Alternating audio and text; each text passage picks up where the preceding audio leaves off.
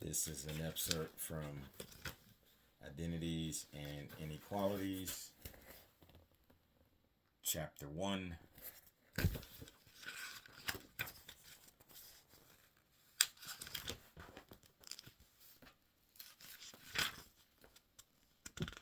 Page 20. Indeed, groups with sufficient social power typically have the luxury of remaining unexamined. Talking about white, heterosexual, middle class, and male. Universities routinely offer courses in women's studies, Africana or Latinx studies, or queer studies, but rarely are there courses in men's studies, white studies, or heterosexual studies. Well, first of all, two of those you don't need studies in. And the one in the middle, they're just trying to hide things.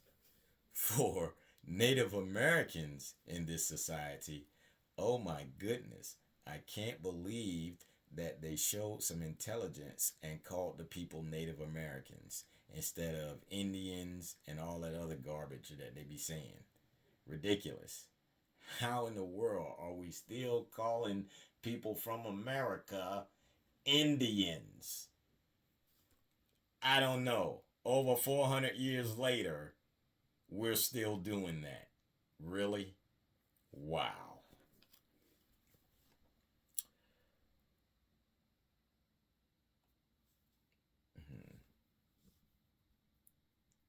For example, race and ethnicity may be the pivot around which the rest of their lives circle.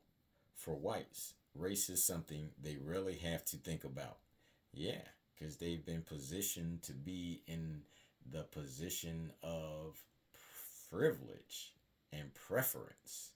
So, of course, you don't have to worry when you're considered number one. It's a characteristic that other groups have. Tell me about it. In Chapter 5, we'll see how such racial invisibility creates and reinforces positions of authority and dominance. Hmm. Similarly, men have the luxury of living in a society where gender inequality is typically seen as a woman's issue, unless you're not what they call white, then you're treated like a woman. Like a society where gender, like most people in dominant positions, men are largely unaware of the small and large advantages the social structure provides them. The same can be said for middle and upper class individuals and for heterosexuals. In examining the roles that race, class, gender, and sexuality play in determining an individual's position of privilege or disadvantage in society, it's important to note that these factors can often conflict, even within the same person.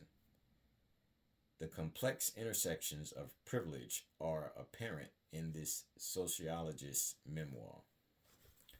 As the first and for a while only child of upper middle class, Orthodox Jewish parents growing up in New York City, race and class privilege came easily to me, but it was gender that has always been problematic. I understood in some vague way that it would have been preferable had I been born a boy. At another time and in another place, perhaps my parents would have found the birth of a girl child so burdensome that they would have simply abandoned me or sold me into marriage as an infant. But I was fortunate. I was born into a family that did not have to choose which of its children to feed and clothe, or which would receive medical treatment and which would die from neglect. In this respect, a potent fate for others of my gender was mitigated by my class. Wow. Rothenberg, 2000, pages 9 and 10. Similarly, a white lesbian enjoys social advantages because of her race but disadvantages because of her gender and sexuality. African American lesbians face disadvantage on three levels. As one author puts it, heterosexual privilege is usually the only privilege that African American women have. None of us have racial or sexual privilege. Almost none of us have class privilege. Maintaining straightness is our last resort. Quoted in Collins, 1990, page 195 and 196. Stratification, power, and privilege. It doesn't take being on the wrong end of normal to know that people categorize others in comparison with themselves, make judgments about those others, and then act toward them on the basis of those judgments. From there, it's just a short step to understanding that inequality is woven into the fabric of all societies through a structured system of stratification, the ranking of entire groups of people that perpetuates unequal rewards and life chances. Just as geologists talk about strata of rock that are layered one on top of another, the social strata of people are arranged from low to high. Stratification systems can be based on a variety of different dimensions and statuses. Sometimes groups of people are ranked on the basis of what sociologists call ascribed statuses. An ascribed status is a social identity or position that we obtain at birth or develop into involuntarily as we get older. Race, sex, ethnicity, religion, and family status, that is, the identity as someone's child or grandchild, are all usually considered ascribed statuses. As we age, we enter an ascribed identity called teenager, followed by middle-aged person, and ultimately elderly. We can try to hide our membership in these positions by wearing a toupee or buying a more youthful wardrobe. And sometimes people go to great lengths to change their ascribed status, as when individuals have sex reassignment surgeries. You just became Frankenstein. But for the most part, ascribed statuses aren't positions we choose to occupy. An achieved status, in contrast, is a social position or identity we take on voluntarily or earn through our own efforts or accomplishments, like being a student, an entrepreneur, a spouse, or a sociologist. Of course, the distinction between an ascribed and an achieved status is not always obvious. Some people become college students not because of their own efforts, but because of their parents' influence. In theory, you can choose to identify with any religion you want, but chances are that the religion with which you identify is the one your parents belong to. But some people decide to change their religious membership later in life, such as I did.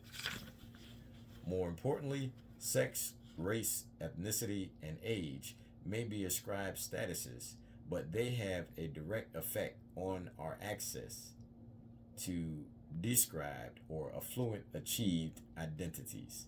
Now, they admitted that sex is an ascribed status. So if sex is an ascribed status, then that means you can't choose your sex. It's chosen for you. Hello. Did anybody else catch that? That's why you got to watch these textbooks, because they're preaching their own doctrine, and you have to be able to sift through this stuff and pick out the good from the bad.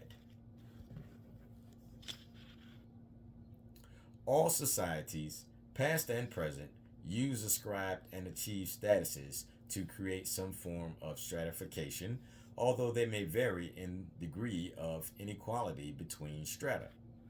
Most Western societies today rely on socioeconomic status as the primary criteria by which individuals and groups are stratified. Socioeconomic status refers to the prestige, honor, respect, and power associated with different social class positions in society. Weber, 1970. Socioeconomic status is obviously influenced by wealth and income, but it can also be derived from achieved characteristics such as educational attainment and occupational prestige, and from ascribed characteristics such as race, ethnicity, gender, and family pedigree. For instance, high school teachers have much higher occupational prestige than carpenters, plumbers, or mechanics. Davison Smith, 1986. Even though teachers usually earn substantially less. Wow. Organized criminals may be multimillionaires and live in large estates, but they lack prestige and honor, and therefore socioeconomic status in mainstream society. Depending on if you're a kingpin or not, philanthropist, then you get that status. Theories of inequality. For well over a century, sociologists have been trying to figure out why societies are unequal and stratified. Let's take a brief look at the two main groups of theories regarding stratification: structural functionalism and conflict theories. These groups of theories differ dramatically in their conclusions about the role of stratification in human societies. Structural functionalism. According to structural functionalism, society is a complex system composed of various parts, much like a living organism. Just as the heart, lungs, and liver work together to keep an animal alive, so, too, do all the elements of a society's structure work together to keep society alive. From this perspective, if an aspect of social life does not contribute to social order and ultimately to society's survival, that is, it is dysfunctional, it will eventually disappear. Things that persist, even if they seem to be harmful, unfair, or disruptive, must persist because they contribute somehow to the continued existence of society. I don't see how anything harmful or disruptive could contribute to society's continued existence. I'm not grasping that one. So, how can society benefit in the long run from inequality? Societies are made up of a variety of different roles that people must fill in order for society to function. In complex modern societies, these roles are allocated through a strictly defined division of labor. If the tasks associated with all social positions in a society were equally pleasant, were equally important, and required the same skills, who got into which position would make no difference. But structural functionalists argue that it does make a difference. Some occupations, such as teaching and medicine, are more important to a society than others and require greater ability and training. True. Society's dilemma is to make sure that the most competent people perform the most important tasks. One way to ensure this distribution of tasks is to assign higher rewards, better pay, greater prestige, more social privileges to some positions in society so that they will be attractive to the people with the necessary talents and abilities.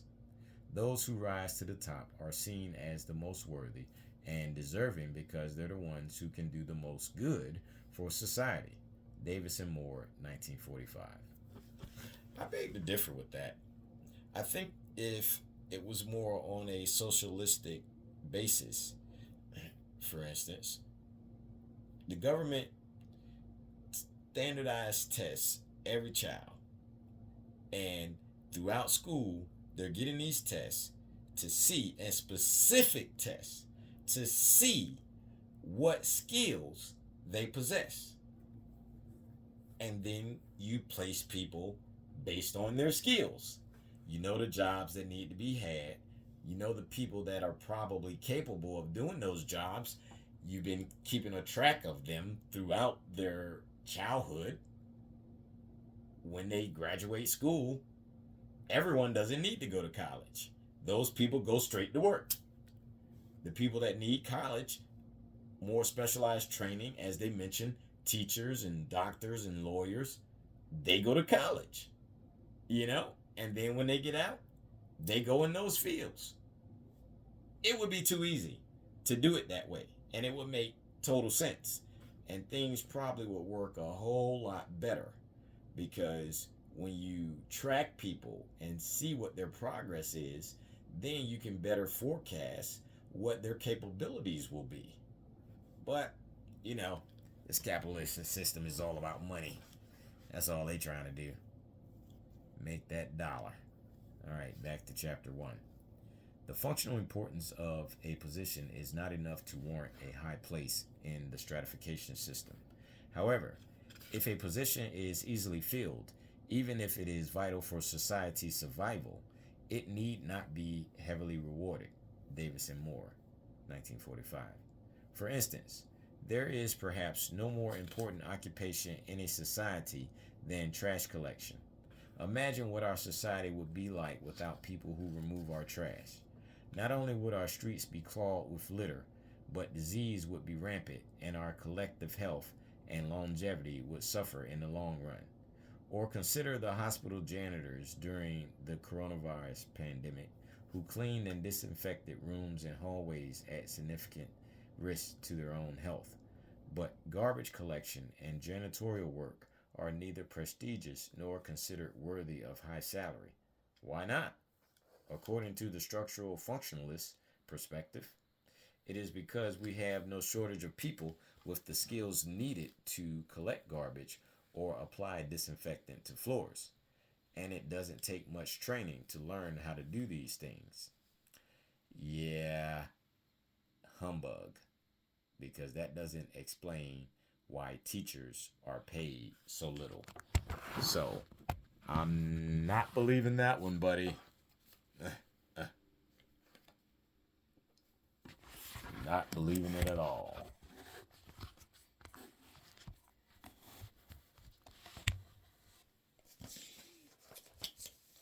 All right.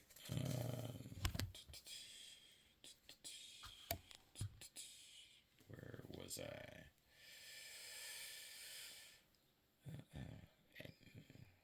Physicians also serve the collective health needs of a society, but because of the intricate skills and intensive training needed to be a doctor, society must offer rewards high enough to ensure that qualified people will want to become one. According to structural functionalism, then inequality is inevitable and necessary. Societies have to assign different levels of importance to different positions. They can't all be equal.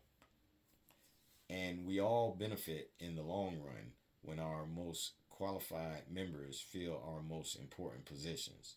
So it's appropriate that certain important people earn a lot and accumulate a lot. If we take the functionalist argument to its logical conclusion, then there should be a direct correlation between the average salaries of of a given occupation and its importance in society. There somewhat is, but not totally. But a quick look at the salary structures in our society reveals obvious instances of highly rewarded positions that are not as functionally important as positions that receive smaller rewards. For instance, George Clooney earns 239 million a year. Judge Judy pulls in 147 million a year.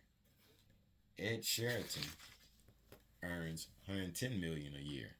The soccer player Lionel Messi makes 111 million. The author James Patterson sells his novels to the tune of 86 million a year. Forbes 2019.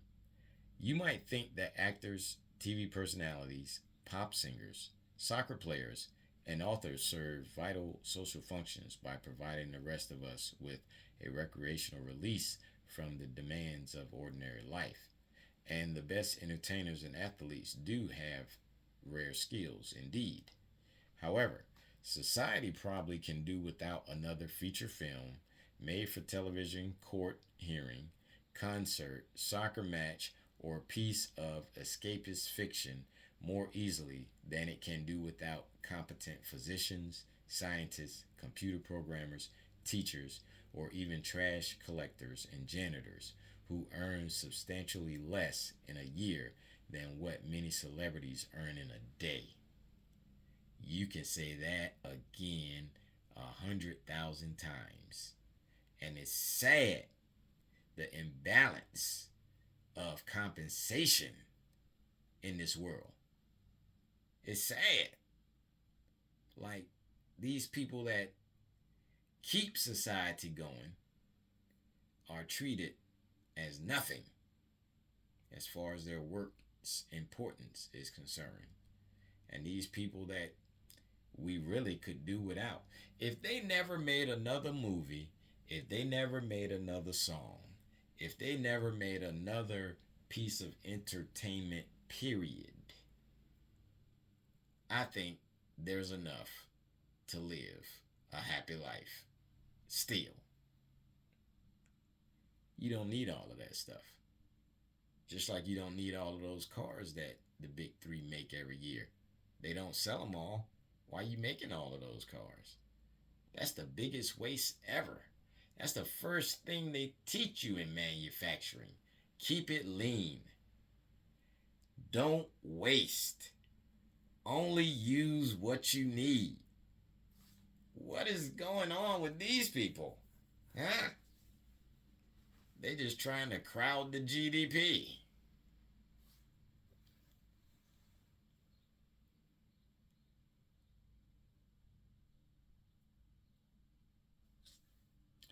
Marx's original theory was, in essence, a wholesale critique of capitalism. I think we're going to end right there. We got 20 minutes of reading. We'll continue this another time. Until then, peace. Be blessed.